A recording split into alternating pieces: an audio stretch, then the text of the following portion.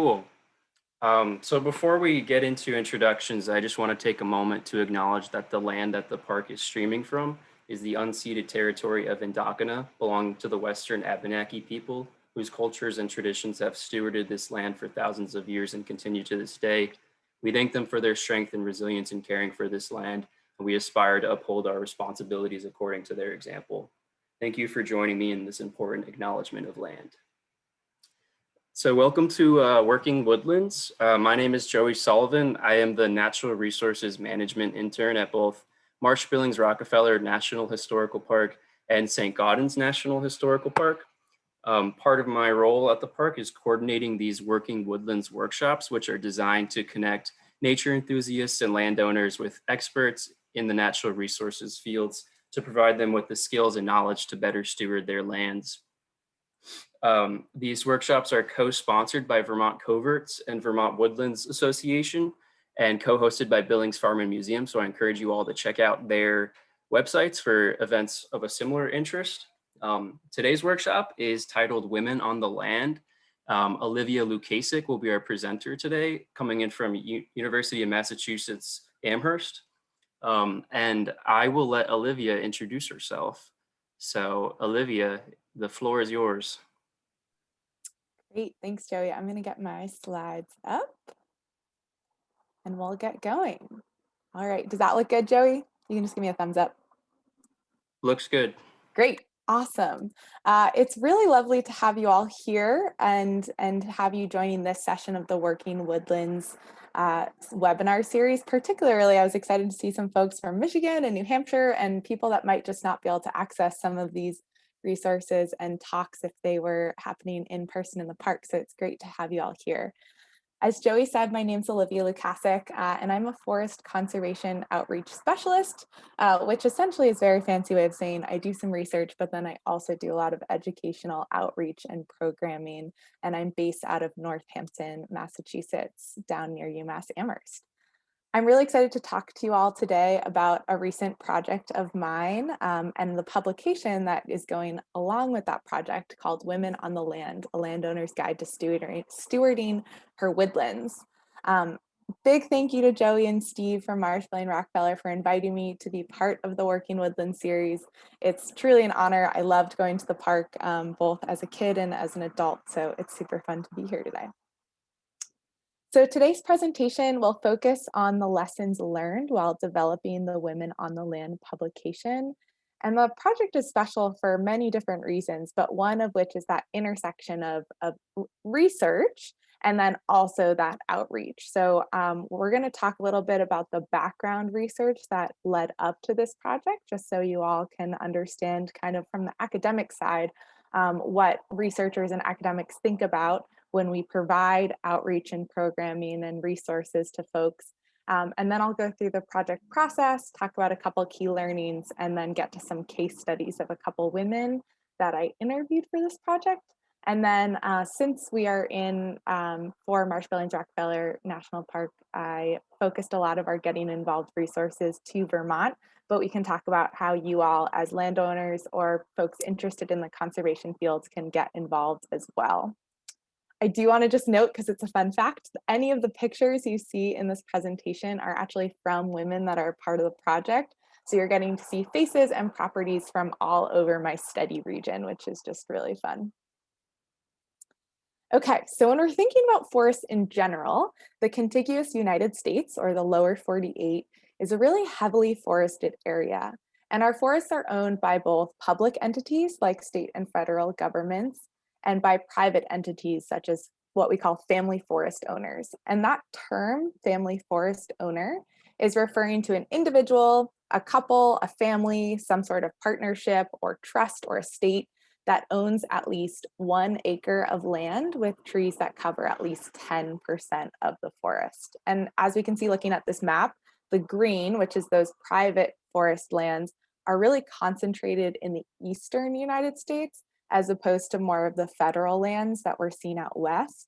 And that's really just due to the pattern of white settlers coming to this continent, first to the East Coast, and our idea of land ownership in this country kind of sweeping across from east to west. So that's why we really see a lot of that green private land ownership in the east. And then the region in itself is really highly forested and densely populated. So this northeast corner of our country has like a majority of the US population concentrated in it.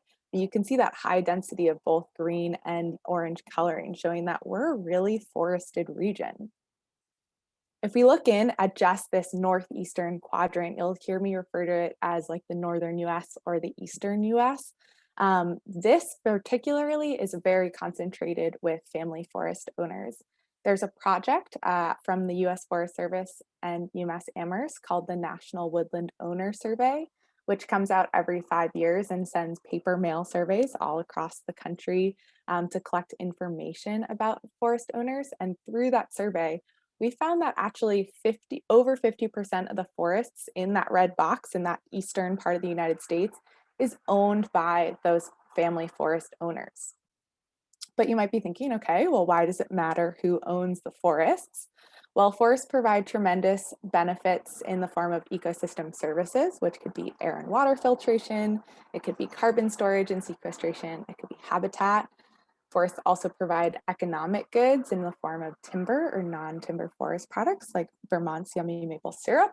And forests also provide a lot of social benefits. So we think about the beauty and the scenic value of forests, how we like to recreate and use our forests for biking or hiking. And then also just that sense of well-being and calm that studies have found can lower our blood pressure and help with anxiety when we enter a forest setting. So when we want to keep our forests as forests, it's the best way to maintain that whole suite of benefits. And it's not just, your state government or your federal government that's taking care of those benefits for us. It's all of these individual family forest owners that are managing these woodlands and look to both policies and programs to help them do this effectively. We then think, okay, so we have this big group of family forest owners, of these private forest owners. So why should we study women specifically? Well, if you take a minute to just think of, in your head, picture a stereotypical forester or logger or something, forestry and forest ownership have historically been really male dominated. But that's not necessarily reflecting what is happening currently. So the number of female landowners is actually increasing. I mentioned that National Woodland Owner Survey. And so, again, it comes out every 5 years. In 2006, when they surveyed family forest owners, it was 11% of individual owners were women. In 2013, individual ownership was 22% women and then jumped up to 24% in 2018. And that is specifically just folks responding as an individual owner. We know that women are really involved with up to 60% of our family forest ownerships in the terms of maybe they're a co-owner with a spouse or a sibling. Maybe they own it as a trust or family estate, or maybe their parents still technically own it, but they might inherit it. So although those numbers might seem low but increasing, women actually play a much bigger role in these like peripheral roles as well. Another aspect for us to think about is that the average age of landowners in the United States right now is about 65 years old. So we have an older population. Most young people just can't afford owning or managing forests these days. And we know also from studies that women tend to outlive men. So let's say you have the very common scenario of either a daughter inheriting land or a husband and wife where the husband maybe passes away, and then that older individual, that woman who maybe wasn't as involved in the land ownership, is suddenly in that primary decision making role. And so as they increasingly become that primary decision maker, they need to be confident in this role and know their options. When we look at some of the previous research that has been done in this field, we know that women also have a stronger concern for the environment, and their priorities for owning land might differ from men. So women prioritize owning land for its scenic beauty, protecting biodiversity and natural resources such as wildlife and water. And in contrast to men, women are less likely to use their land for hunting or for privacy or recreation, and are also less likely to have participated in timber management or some of the federal incentive programs. Women are also less likely to have received advice from a forest professional. And if they have received advice, it tends to have been from a friend or a peer. I cannot tell you the number of stories I've heard or situations where I've been running a workshop and maybe a husband and wife are there and we're asking everyone to introduce themselves.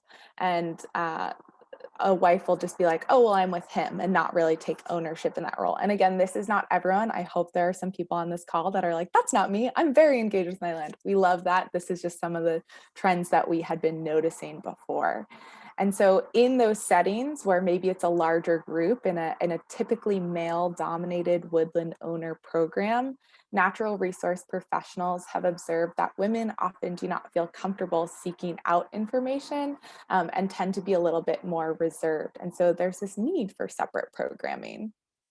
And then also, a lot of our outreach and extension work is just not reaching a majority of our population. A lot of our outreach to landowners targets individuals pursuing active forestry management of larger properties, which ignores many of the female landowners who often inherit their land, passively manage their land, or own acreage too small to qualify for some of those cost share programs.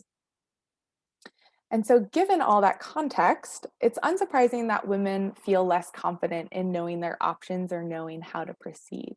So, in response to that, in about 2008, this national network called Women Owning Woodlands Network was developed. And it first started out in Oregon as like an individual state program. And since then, I think about half of the states these days have some sort of women specific programming in that like Eastern United States and Western United States where forestry and forests are a lot more common. They're specifically focused on women owning woodlands, but there's also a lot of great like Midwest and less forested areas that have women specific ranching programs and networks as well, which is really cool.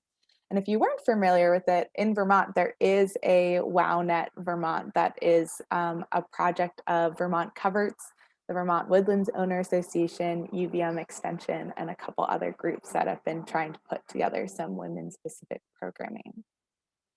This all sounds really great, but a lot of these events struggle with attendance and widespread participation, which can be really challenging. So we've really in the US just started to dip into this separating landowners by different categories, for example, gender or race or age. But in other countries, this has actually been a topic of research that has been a lot longer withstanding. And so in the Scandinavian countries, some research has found in Sweden that female landowner groups have grown in popularity and geographic spread. And a study on these group strategies and function found that having a gendered space could empower its members. And then a different Finnish study explains that women are really information seekers, even when they feel less confident in their knowledge, as opposed to maybe their male counterparts. These are really great findings for us to keep in mind as we move forward with our own research and programming, but we do need to acknowledge the social, cultural, and political differences between the Scandinavian countries and the US that might affect the application of their findings here. With that all being said, our goal was to develop a outreach program publication, a resource that could ID some of the most common questions, goals, and challenges of women landowners. And this graph that you see right here is from the National Woodland Owner Survey asking, how do you prefer to receive advice? And the top choice was written material. It provides landowners something that they can return back to, can digest in slower amounts. And so we said, great, we're going to develop a outreach publication, a written piece that is written by women and for women that would highlight some of the other ways to find advice on this list, such as talking to an expert, where to go on the internet, how to get a site visit, who to talk to. There's so many aspects. So if we could create a publication that held a lot of that information, we felt like that would be really beneficial and really hadn't been done yet. So I'm going to talk a little bit more about that process and then go into some of the findings we found. This project was on the qualitative side of research, which allows for richer stories and narratives and enabled us to explore the context and meaning of quantitative work like the National Woodland Owner Survey. And qualitative is a fancy way of saying I interviewed people. It was talking, hearing stories, not just having someone fill out a survey. So I was talking to two different groups. I had female professional foresters, conservation specialists, natural resource professionals, and then I had female landowners as well. The goal of conducting interviews with female forestry professionals was to collect information on trends in female land ownership they were seeing from the perspective of professionals. So this included the challenges, the priorities, how involved women were in decision making, and some of the gaps that the professionals saw women have in decision making. The goal of conducting interviews with female landowners was to hear more of the stories, so obtain some of their information that we could turn into case studies that other people could learn from. We wanted to know what resources were in their area. We wanted to know what concerns and challenges they faced, and also just what they enjoyed about their land. And what was really great was the tone of these interviews and the stories and the emotion that came out of it was really critical for us in the development of the publication, making it easy to read, accessible, and engaging. So if you remember back to that map before, I had that red outline box of this northeastern quadrant of the country. Um, the reason that this made a lot of sense for this project was that we didn't want to spend a ton of time developing a publication for just Massachusetts. We felt like we could do something beyond that. And there's a lot of similarities, even though there's a lot of differences in these 20 states. It's already outlined for a lot of work in the forestry field. For the US Forest Service, this is considered R9 or Region 9.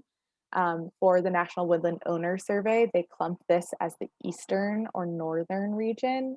And then, as I mentioned, there's these national woodland or women owning woodland national networks, and they also are kind of clustered by region. And so this 20 states is the Northeast, Great Lakes, and Mid-Atlantic region. So we have this 20 state region, and I should say I had a team helping me with other parts of this project, but I interviewed 42 women last summer, and they fit into three buckets really. We had about half of our women that were professionals, about half our women were landowners, and there were actually three individuals that worked in the natural resources field and also owned land, which was like an amazing perspective of what they could share with us. So we first contacted many different foresters and natural resource professionals, because you can find those names online. And then when we would reach out to them and interview them, we would ask if they knew any women that we could talk to in the area. We also were reaching out to woodland associations by state, extension programs like Master Gardener programs. And then in places like Vermont, we used the Front Porch Forum in order to find women that might not be already connected to a forester, so we could get a diversity of folks. And if you're curious, this methodology is called snowball sampling. So the idea that you start with that small snowball, and then as it goes and rolls along, you're finding more and more people that can be used in a study. Our target group was finding these landowners and professionals, but we took it a step further and we wanted to make sure we had a good geographic spread, but also diversity in other aspects. So if they were a landowner, we wanted a pretty even split between inheriting your land versus purchasing your land. We wanted a diversity in how big your woodland or your piece of property was. We wanted diversity in the age of the interviewee. And then also for the professionals, we wanted a good diversity with whether they worked for the state, whether they were a private forester and worked for themselves, or if they worked in some other aspect of the natural resource field. So we were trying to make sure that we were covering all of these different points in order to get a good diversity of voices. It was an amazing process to go through, and really people are always like, okay, well, what did you get out of this study? And so we took away a couple of themes from the interviews and made them very present in the publication. And this is an image of the cover of the publication, which is available online. And I'll drop the link to it in the chat in a moment. But I can also send you all hard copies. I'll put my email in the chat at the end too. And if you'd like a hard copy, I can send it your way. But that's what the cover looks like. So our analysis of our interview suggested a couple of things. Something that we heard over and over again from the women is, I just want to do the right thing. I want to do what's best for my woods. I want it to be healthy into the future. I just want to do the right thing.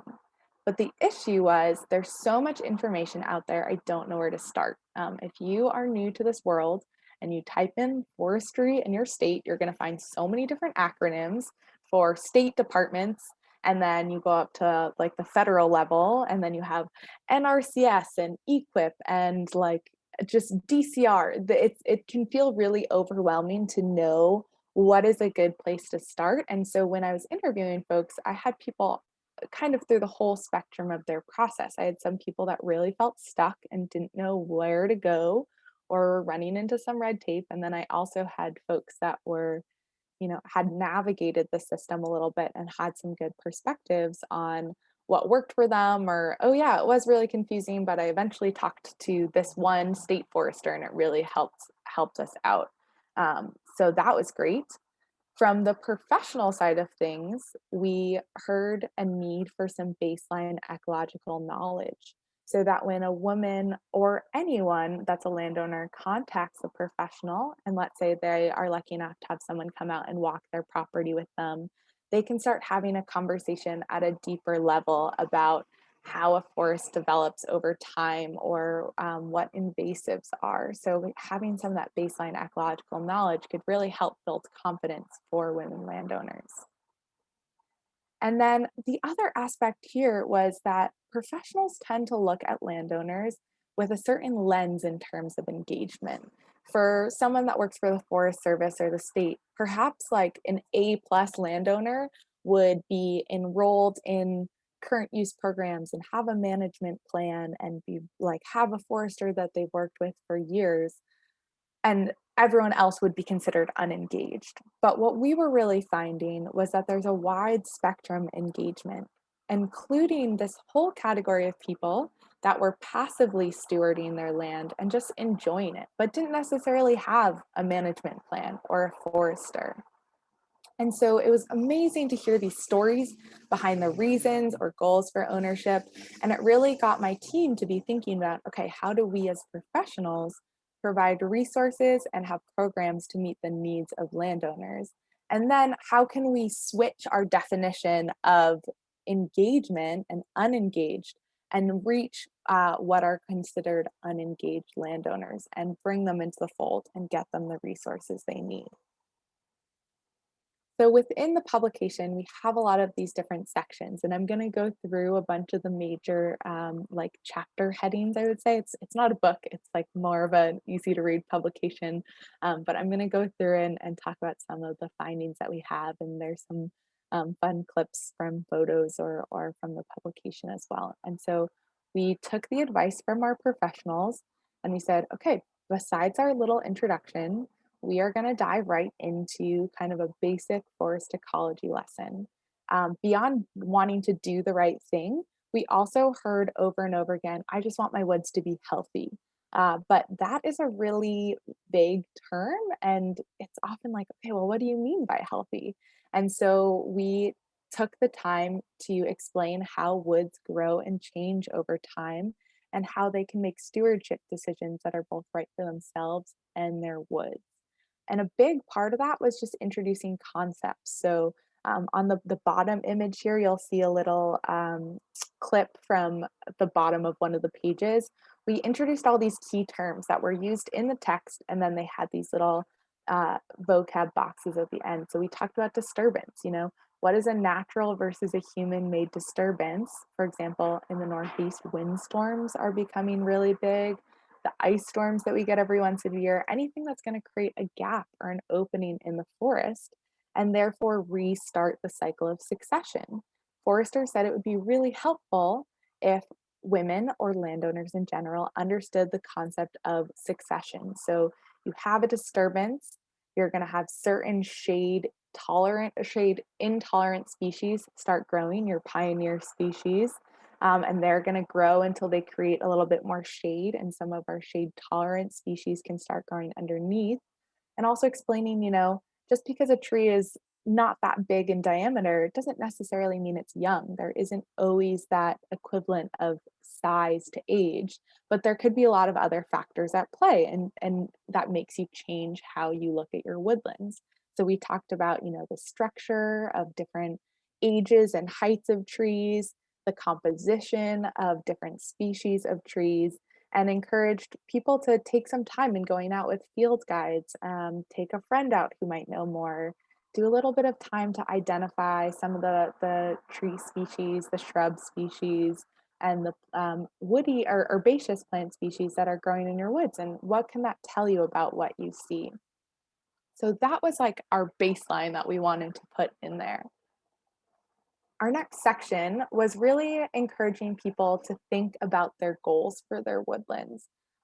When a state service forester first interacts with a landowner, which is usually free, if you haven't reached out to your state's forestry department, I highly encourage you do so.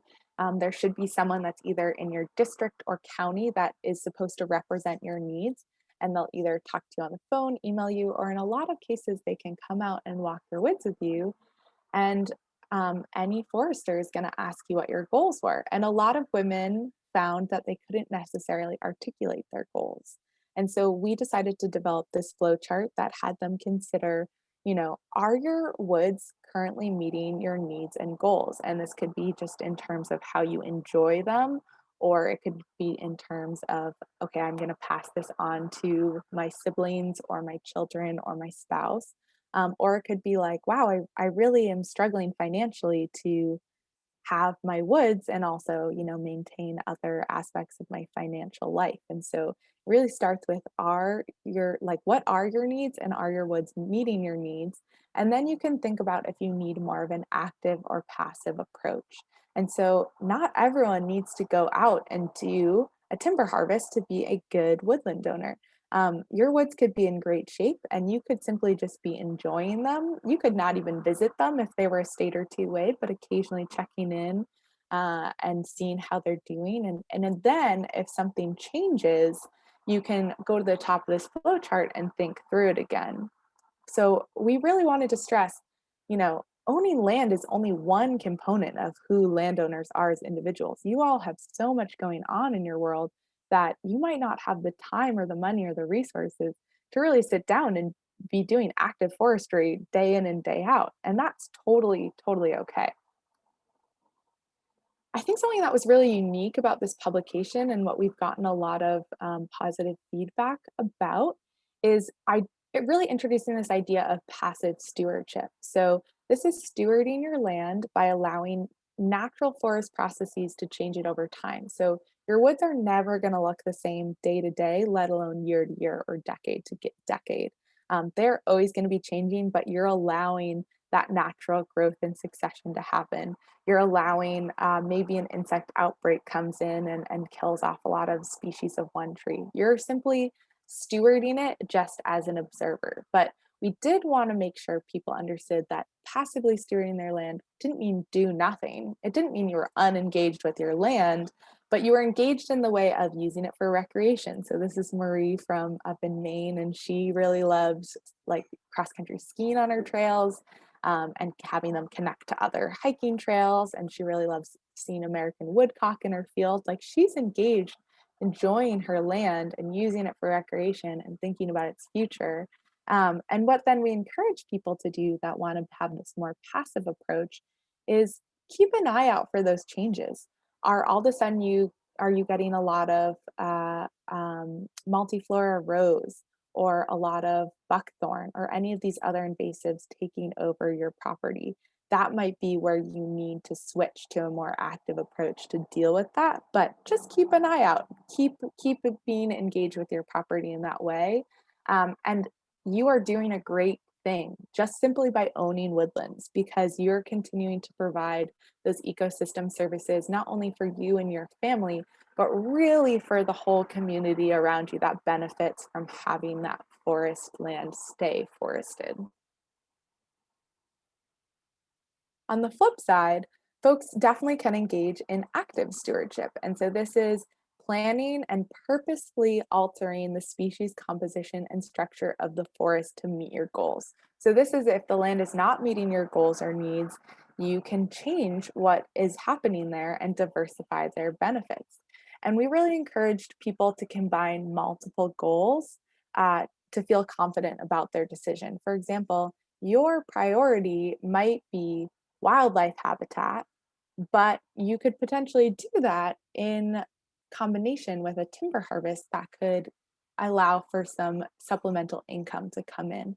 So it doesn't need to be just one thing. A good forester that you can work with can think about all your goals and needs and look at your land with you and come up with a plan that makes sense with all these different aspects layered. So active stewardship could include controlling for invasives. Invasives are increasingly becoming a big issue, and we heard it time and time again from landowners that they were really concerned about invasives. Um, Active stewardship could include changing the structure composition for wildlife habitat. And wildlife is a funny thing because people often just say, oh, I want to have my woods be really beneficial for wildlife.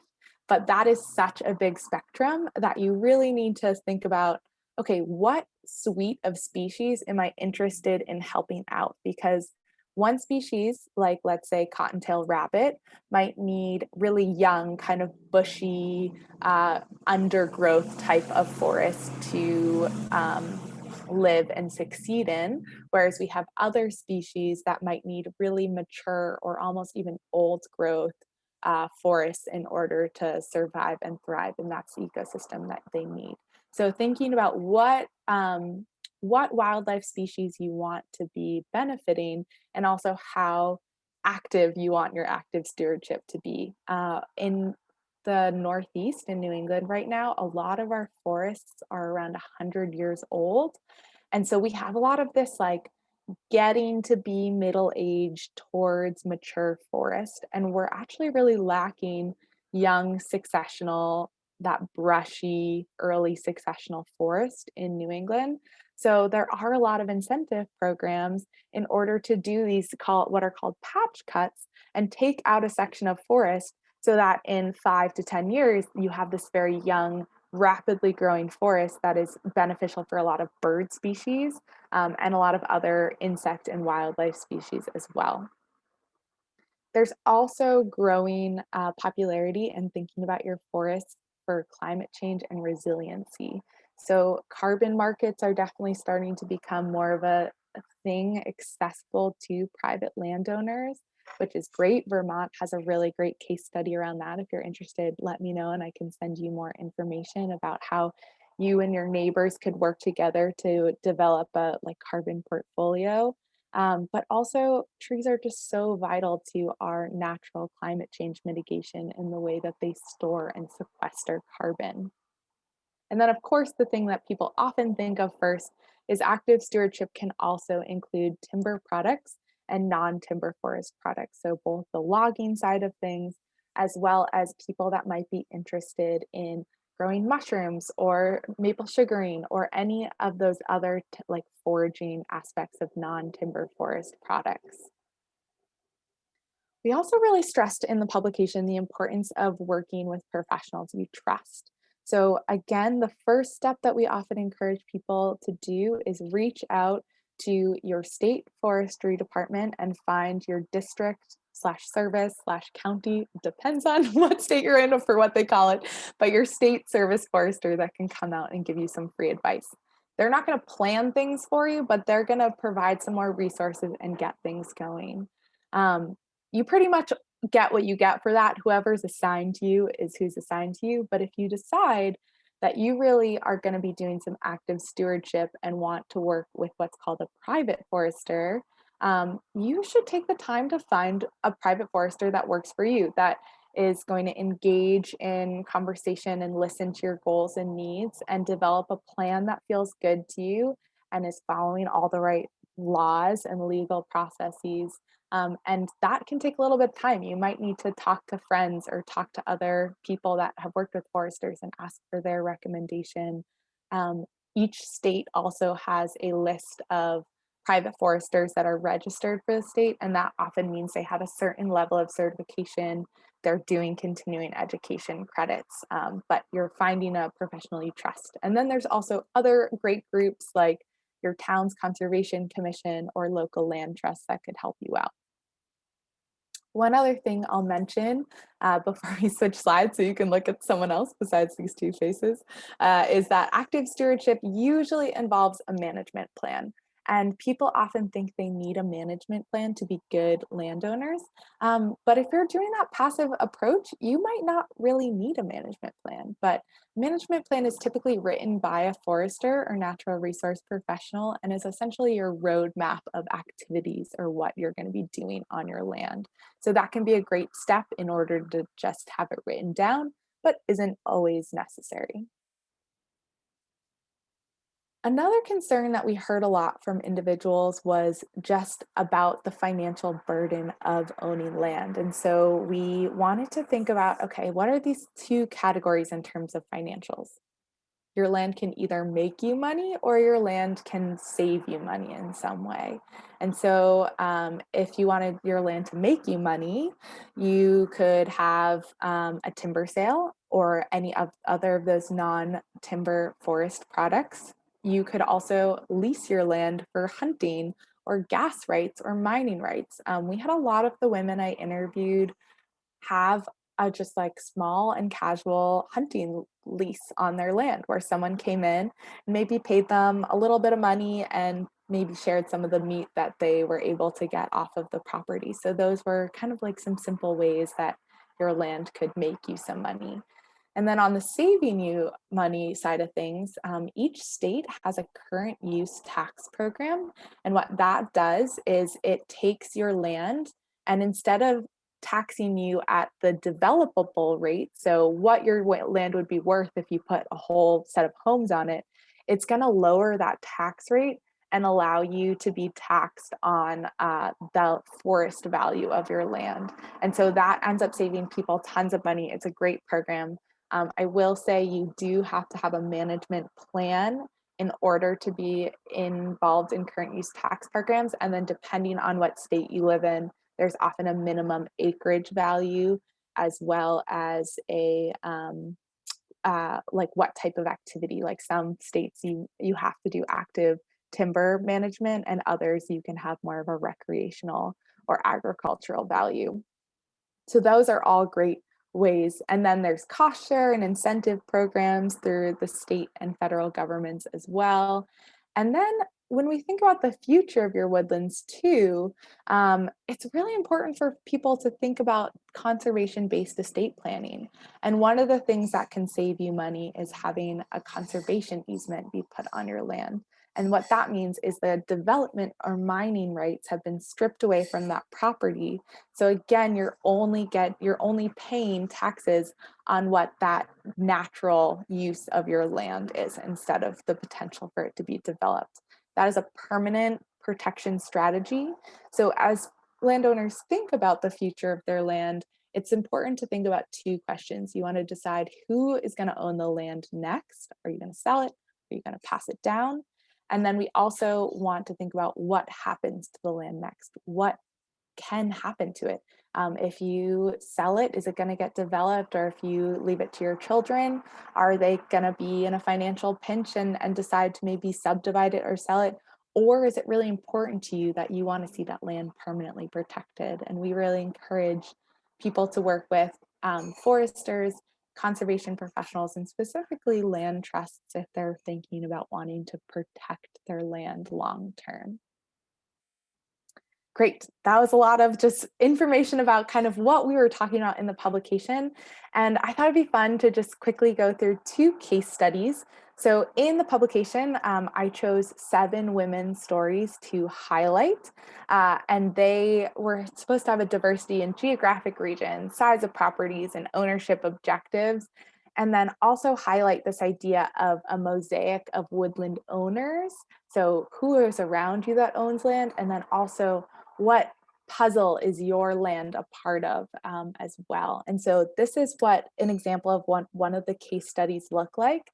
And they provide a pathway to create connections as a reader to other women. You know, it's one thing to just be like, okay, I'm learning about succession. Okay, I'm thinking about my goals.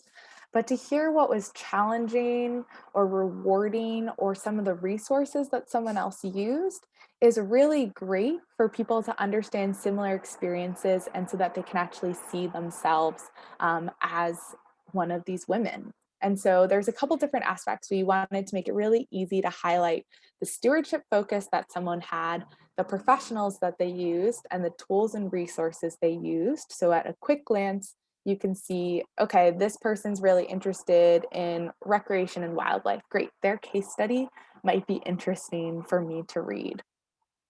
We also wanted to highlight what state they were in and how much acreage they had. Again, maybe you also had 40 acres, so you can get a sense of what someone is doing with a property that size.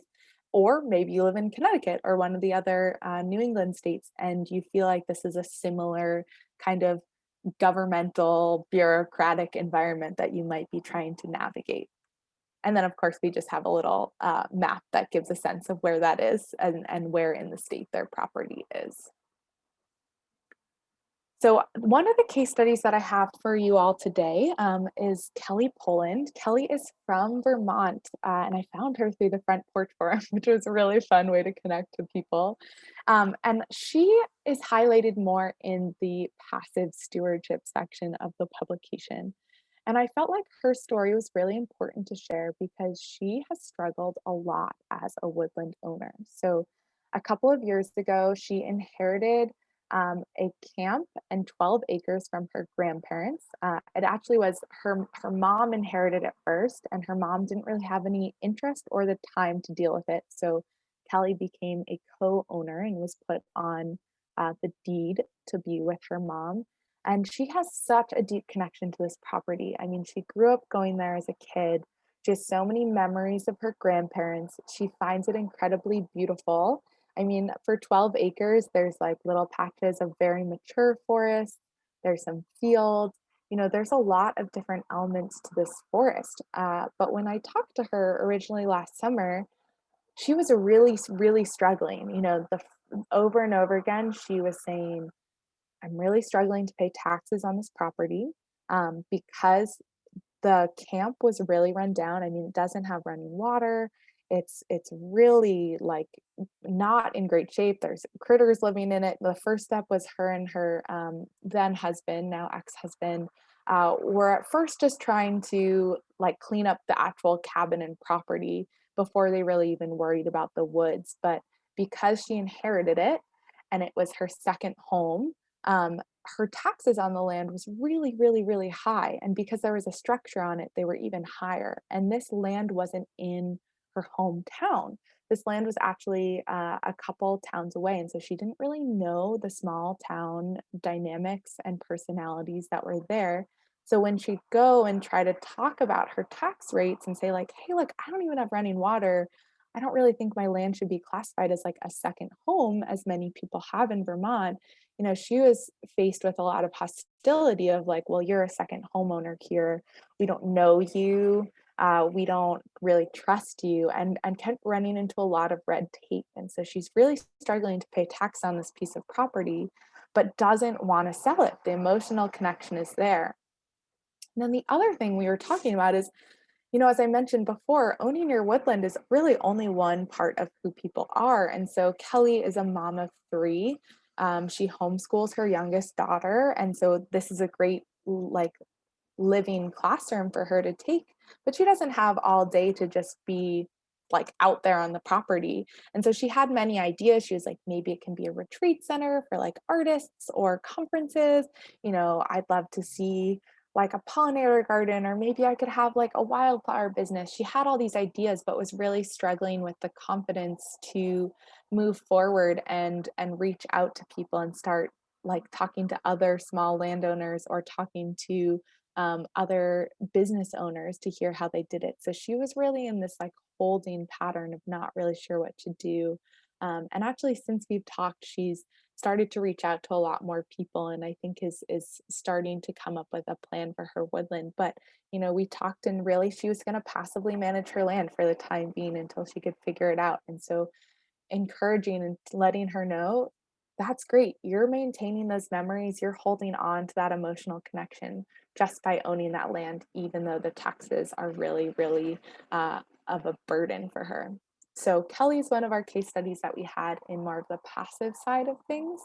And then I wanted to talk about Janet, who was definitely showcased more in the active stewardship part of the publication. So Janet owns about 110 acres down in Pennsylvania, and she and her brother inherited what ended up being like 5/7 of the original property. It was a little bit messy, like through the family getting passed down. Someone decided to split up the deed, and so there were all these different parts of the land that were owned by different people. And then her neighbors owned 2/7 of the property that actually had the critical access point. So although she eventually talked to all of her family members and her and her brother became the sole people on the deed for 5/7, they couldn't do anything with the property until they were able to get those last two sevenths part of the parcel from their neighbors. And so it took several years for that to happen. It can be really messy when dealing with who is getting the property and who is on the deed and who is in the will. And so once they had it all sorted out, she formed an LLC, a limited liability company, with her husband, her brother, and her sister-in-law, so that they could manage it collectively. And it's mostly her and her husband's project. Her brother and sister-in-law live on the other side of the country, and so they started looking at the property, and it was a mess and tangle of invasives. It was right next to the highway, so they constantly had issues with illegal dumping. And she just said, like, kind of just looks bad. Like, it was not in good shape, but she didn't really know what to do. And so she did the classic internet search. She just started like typing in like Pennsylvania, like forestry, and seeing what came up. And she was able to get in contact with Pennsylvania's Natural Resource Department, talk to their service forester, and then eventually connected with the NRCS, which is the Natural Resource Conservation Service, and get a management plan. They really encouraged, like, hey, we think you could do a lot with this property if we developed a plan for you. And her husband and her totally got the bug. They joined woodland owner association groups in Pennsylvania. They became part of Tree Farm, which is a national program, which is just a great community. You get those fun diamond-shaped tree farm signs on your property, and you can go to meetings and you get a lot of resources, which is great. They also participated in Game of Logging, which is a chainsaw safety course, and really just dove in head first. And they have done a lot of work with invasives. They've developed a trail system on their property. They have Pennsylvania actually has a lot of natural gas development down there. And so a natural gas company approached them and asked for some access rights to their land. And it was like on the edge. And they said, we don't love this, but this is actually going to be really great because the natural gas company is going to pay us for access to our land. It's on the edge of our property. They're going to put in gates so that we don't get illegal ATV use in this corridor anymore. And we can use that money to further do our active stewardship that we want to. So that ended up working out really well for them. And they've also, reached out to the local university and have college kids come do research on their property. And they are designated as a wild plant sanctuary. I mean, they are full in. And when I talked to Janet, she was like, what else do you think we can do? Like, I'm looking into carbon markets, like we're developing our conservation-based estate planning. I mean, she was like, they are all in. And I think I love this quote from her. She says, I think we've done a lot as owners. So it's been a good sense of accomplishment. And now we're looking to see what else we can do. It's sort of like it's a challenge and it doesn't always work out, and that's okay. So, from the perspective of both Kelly and Janet, they're both wonderful landowners, and just the amount of time or willingness they're able to put in. Kelly has 3 younger kids. Janet and her husband are retired, and this is what they want to spend their time doing. And so, just this myriad of stories to allow the reader of the publication to get a sense of where they fit in and where their story and perspectives could fit in. So I wanted to leave you all with some specific Vermont resources and just how to get involved. But at the end of the publication, on the right side of this slide, you'll see this orange banner at the top. And for each of the 20 states in the region that we're studying and that the publication is specifically designed for, there's a section for each state that has, what is the name of your state's forestry department? Because they're all different. How do you find a private consulting forester? How do you find a land trust in your area? If there's a women's network in your state, what's the name of it?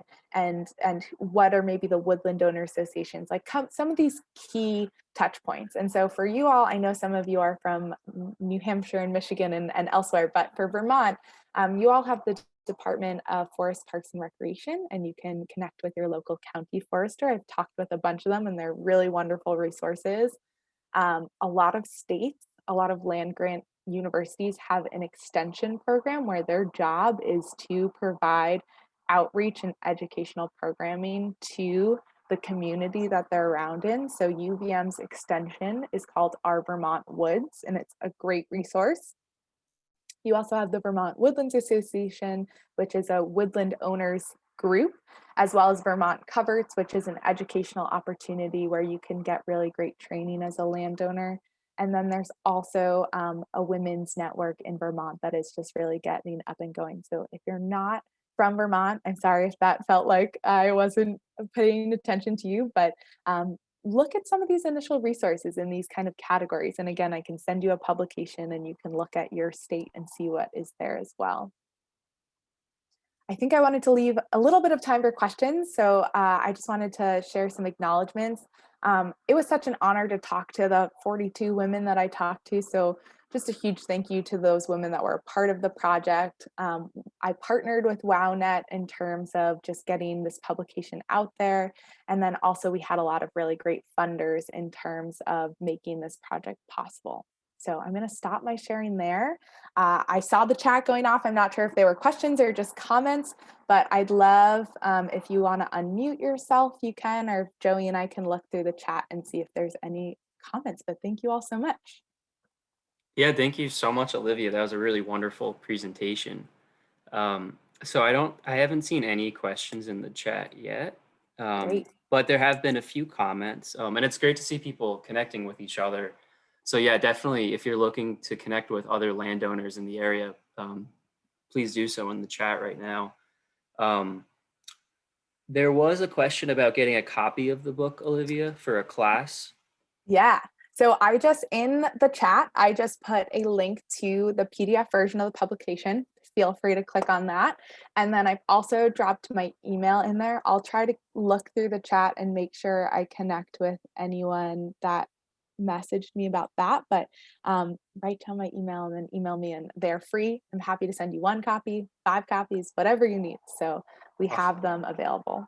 Yeah, and just to go off of that, I will send an email to everyone who registered for today, containing an attachment of the PDF and Olivia's contact info. So if you miss it now in the chat, I will send a follow-up email. And Olivia, if there's anything you would like me to add in that email, just let me know too. Great. Awesome. Oh, so it looks like we do have a question. Are there any obvious conservation stewardship programs that owners of less than 100 acres should be looking at? Yeah, that's a great question. Thanks, Betsy. So it kind of depends on your state a little bit in terms of, well, I'm not even going to say that. I think what is on your property is often more important than size.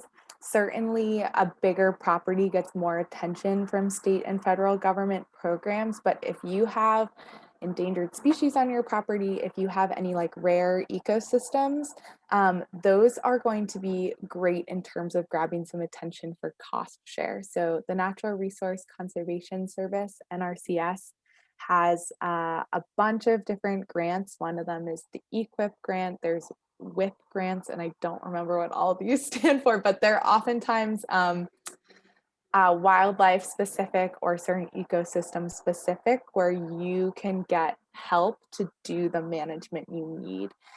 It's less about just like being involved in an organization like a woodland owner association, and more that certain programs can help you pay for the stewardship that you want to do. So Betsy, if you either want to unmute yourself or you can email me depending on your state, and I can point you to some more specific state resources, I'd totally be open to that.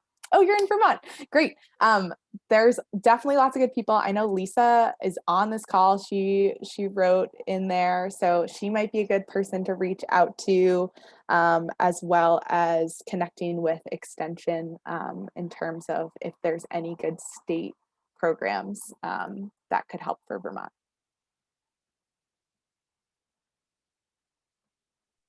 Awesome. Thanks, Olivia. Yeah, So we have a question, another question. It's a little long, so I'm just going to read it first please do. to myself.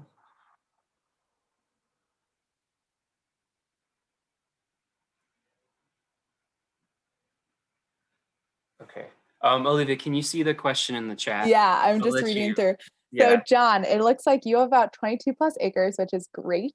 And you want someone to help work with you to assess current conditions and then potentially help to develop a more active meadow and stream management.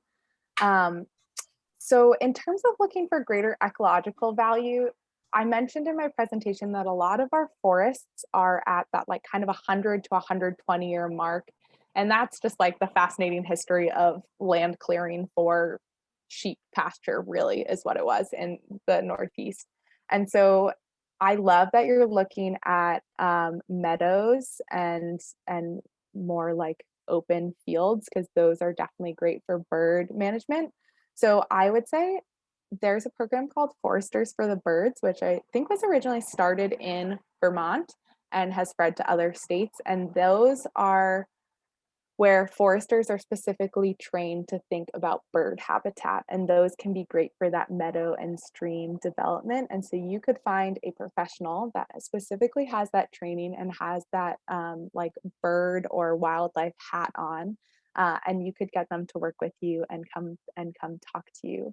Um, like I mentioned, and maybe that you're getting at, is finding someone to work with can be a little bit hit or miss. So I encourage you to just keep looking for some other options, but working with a land trust in your area. So I know Vermont Land Trust is like the really big one for the state, but there's also some more local ones.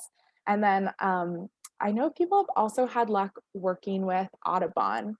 So reaching out to an Audubon in their area and seeing kind of what resources they have, or if there's any foresters that they like. Yeah, Lisa also just said you could contact Audubon. And that is like a really great place to start. But finding professionals that you think have similar goals is really going to be what's best for you. And you should be able to get on the phone with someone or email someone and just get a sense of who they are. And any good forester is not going to charge you for that time of getting to know them and making sure, because you're a client that they're taking on. They want to make sure that you're a good fit and you're going to be a good client for them as well. So continue to talk to them, reach out, see who other people are using. But developing meadow habitat is an excellent way to go to increase your ecological value. Awesome. So, yeah, I'm glad Woodstock Union High School was watching. That's fun. Yeah, it's great to see the crowd we got today. Yeah. So I'll keep monitoring the chat for any more questions. I do just want to quickly say I just put it in the chat before, but Olivia will be visiting the national park on July 24th for an in-person workshop with several female foresters. So if you guys are interested in that, shoot me an email. You should have my email through the form, but I will just put it in the chat right now in case. Space is going to be limited, so register early. But I encourage everyone, if you're local, to come check it out. It'll be our first in-person Working Woodlands in over a year, and we're super excited to have Olivia on site. Thanks, Joey. This was super fun to just get to talk with you all, and these are great questions and comments too. It's awesome. Yeah, and what a wonderful publication you put together. It's really Thanks. comprehensive and scientifically sound, and it's just a really great resource for people. Yeah, I'm happy. Email me. I'm happy to send them your way. Great. Okay, so I'm not seeing any other questions, so we can wrap up here. Thank you everyone who attended today. Thank you so much, Olivia. This was really just really wonderful to see. I will be sending up a follow-up email, like I said, and Olivia will be available for you guys as a resource. So thank you all, and I hope you have a great rest of your week, and I hope to see you at another Working Woodlands workshop. Bye, everyone. Great to meet you all. Going to end the call. Olivia, thank you so much. Yeah, of course. We'll be in touch, Joey, about Yep. next week. Okay. Yep. Bye-bye. Bye.